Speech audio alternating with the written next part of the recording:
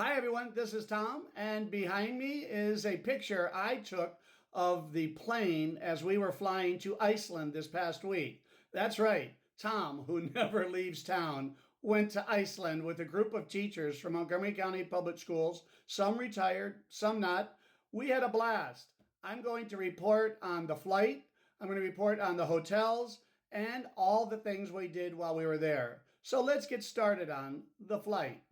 Okay, here we are landing in Iceland, and I was really sore.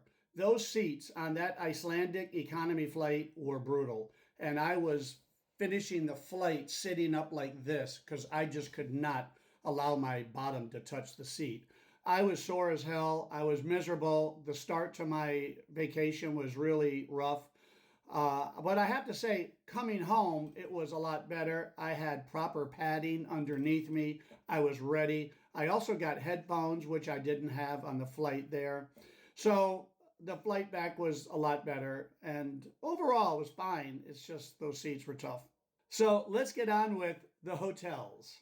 So this is the hotel we stayed in called the Edition Hotel, and it was right next to the Reykjavik Harbor, which is the North Atlantic Ocean.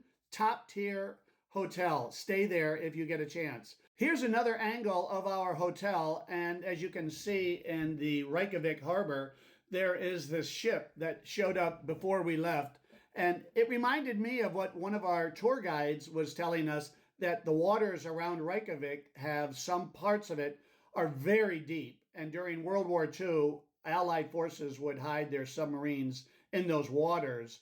So first thing I thought when I saw that ship was, I wonder if there's a sub out there too. But I'm sure there wasn't.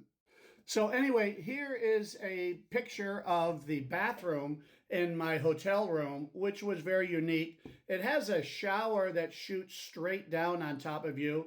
There's no shower curtain, and it has these handles, I guess, next to the toilet for handicapped people, I would assume. But it was very unique in there. Also, the room was a little bit darker than what we're used to. And the lamps, I never figured out. I just ended up turning the bulb off to turn off the light or unplugging the lamp. And many of us laughed at how we were figuring out things and not quite getting it. Okay, so what did we do while we were there? Well, first thing is you got to bring a bathing suit. Here I am in the Hammarsvik Hot Springs, which is a family-owned hot springs. They're all over the place in Iceland. And we went there. It was about 5 degrees. We walked down this 15-yard ramp in 5-degree weather and got into this nice 85 or 90 or whatever it is degree hot springs. And we paddled around a little bit and saw our friends. The steam was rising around us. It was really cool. Next up was all of us getting into these super Jeeps that we took outside of Reykjavik, away from the bright lights, and we started looking for northern lights. And here's a picture I took. You had to tinker with your camera a little bit. I wasn't that good at it. I don't know how I got this one, but I soon realized that, man, I got to put my face in front of that picture. So here I jumped in front of the camera when they were taking pictures and got myself a nice little possible postcard or Christmas card or something. I don't know. We were all really impressed with the Northern Lights and how it actually works with your camera. Next up is this Friedmar geothermal farm we went to, which produces some of the best tomatoes in the world.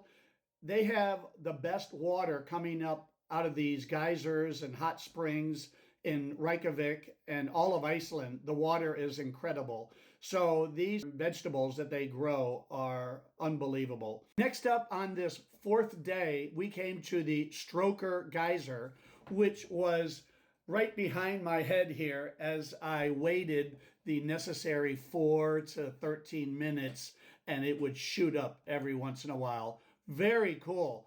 Geysers everywhere, little pools with gurgling water. So this geothermal activity and all the earthquakes they have and the mountainous areas in Iceland. What is the cause of all of this? And this is the picture I took here of the Mid-Atlantic Ridge, which runs through Iceland in different areas. And the Mid-Atlantic Ridge is a boundary between the tectonic plates, is how it's kind of explained.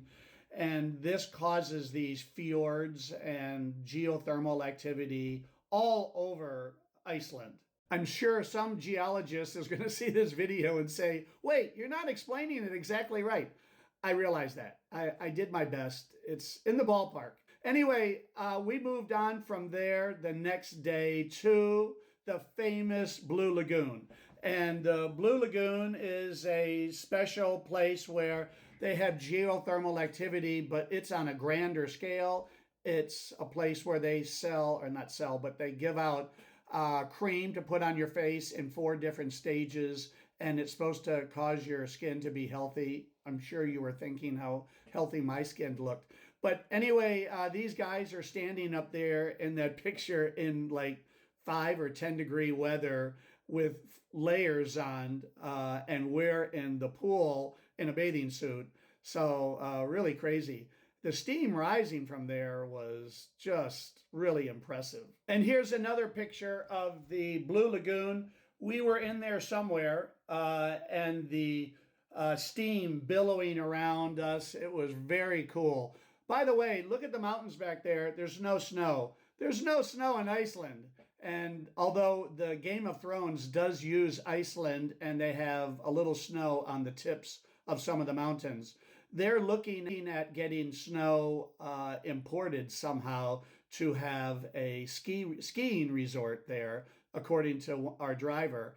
But that was really something that we saw so little snow. After the Blue Lagoon, we had to hustle off and get to the airport because we were headed home. I just want to say I had a really nice time. I met a lot of nice people. Here's a group picture we took while we were looking at the Northern Lights, and just a great experience. Also, thank you, Matthew Boswell. Matthew Boswell is a teacher in Montgomery County who organizes trips for people for all around the world. If you're interested in any information, please let me know and I'll give you his contact information. Thanks.